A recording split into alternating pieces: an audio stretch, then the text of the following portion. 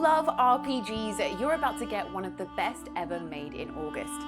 It's called Divinity Original Sin 2, and it's the definitive edition of the amazingly reviewed PC game that came out last year.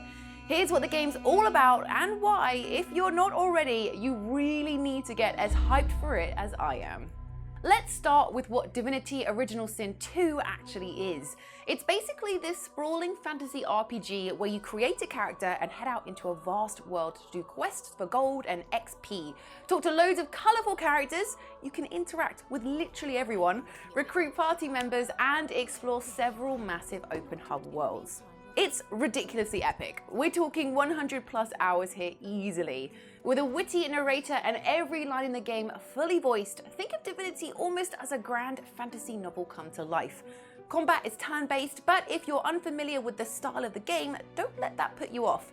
It's really easy to get your head around, and if you need a leg up, there's a new difficulty mode called Story, where the enemies are weaker and combat is less frequent, so you can appreciate the rich universe developer Larian has created.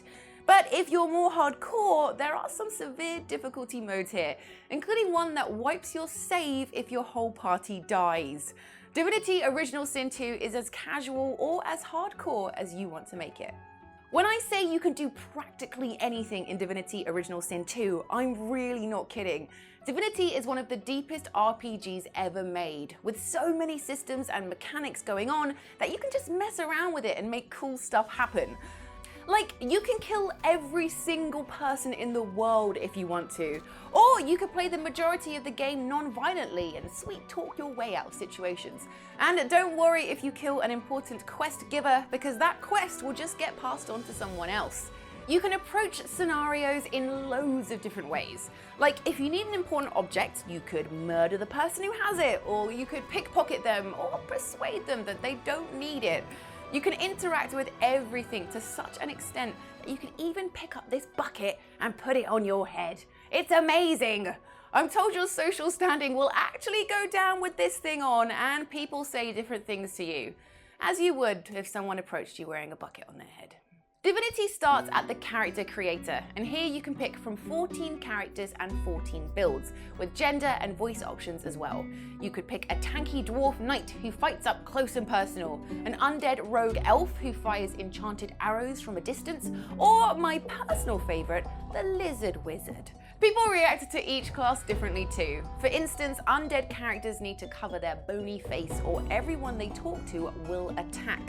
Undead can also pick locks with their bony fingers and actually get healed by poison. Meanwhile, lizards have special dialogue options to communicate with other lizards, and they use a unique fire ability called Dragon's Breath. As well as picking moves in combat for your character, such as icy blizzards and Captain America-style shield throws, you can select general skills for them too. My favourite is Pet Power, which lets you talk to animals. An early example is this sheep, who you can chat to, and later there's this black cat who will follow you around. There's also a crab who thinks he's all powerful, but really, he's just a crab. Coloured like a dog. A very pink, very long dog. Back to the character select screen. You'll notice 4 instruments to pick from, which are the bansuri, the cello, the oud, and the tambura. No, this isn't governing which one you'll use as a melee weapon to bash enemies over the head with. It's actually a lot more subtle than that, because by picking the instrument, you're choosing which one leads the musical arrangement. Pick the soothing cello and you'll hear the lovely sound of smooth strings in your ears during both combat and non-combat situations. This is my personal favourite because it sounds like classic fantasy, but for a bit of a spin you could try the tambura or the oud, which are string instruments that give the game a more exotic feel. And finally, there's the flute-like bansuri, which offers nice refreshing tones, like bathing in a pool of whistles. These 4 instruments are a great touch and offer totally different vibes depending on what you want to hear. Divinity Original Sin 2 was originally made for PC, but the developer Larian has completely redone the controls to make them as smooth as possible on your Xbox controller. The best feature, and one I haven't really seen before in an RPG, is this search radius. When you hold down A, it sends out a yellow circle, and anything in this circle then shows up in a menu, so you can interact with them easily without going up to each object in turn.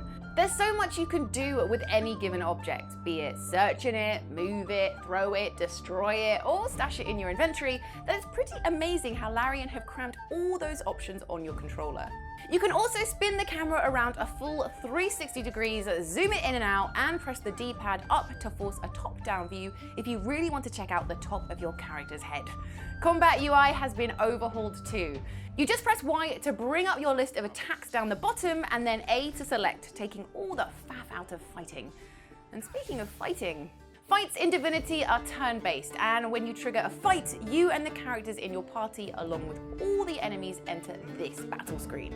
You can see the order that the participants will take their turns in at the top of the screen, so you're never in doubt as to what's happening. Attacks are governed by action points, or AP, and each move costs a specific amount of AP.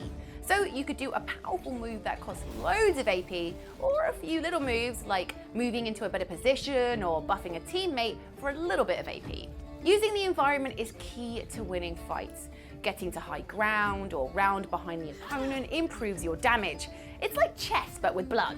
And on the subject of blood, you can actually electrify it to fry opponents or freeze it to neutrify it. You can also spread poison, set them on fire, and summon rain to put that fire out. There are so many elements at play that each fight feels drastically different. You can also play Divinity 2 solo, or you can have a mate drop in at any point using a second controller to play split screen. They'll control one of your party members, and there's also a menu screen that lets you select which party members they have access to, so they can switch between multiple ones if you let them. The screen splits down the middle when you're far away, and you can both go to opposite ends of whatever map you're on with no problems. But when you get closer to each other, the screen forms into one.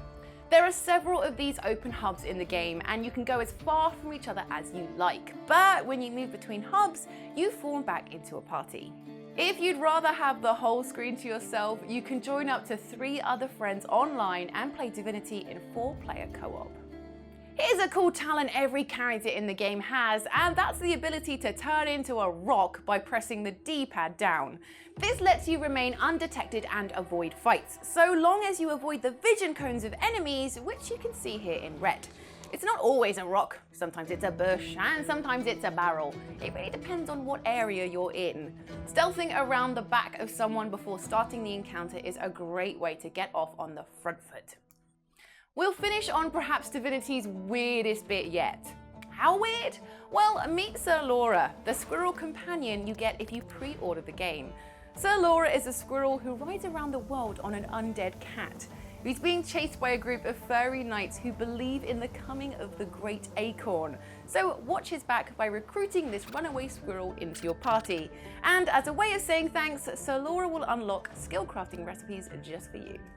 So guys, that was a little bit about why Divinity Original Sin 2 is going to be so special, and you can actually go on the Xbox Store and download a 3-hour trial version for free right now. What's cool is the save actually transfers over when you decide to buy the full game when it comes out on the 31st of August. Don't forget to like and subscribe to the channel if you enjoyed this video, and I'll see you guys soon. Bye!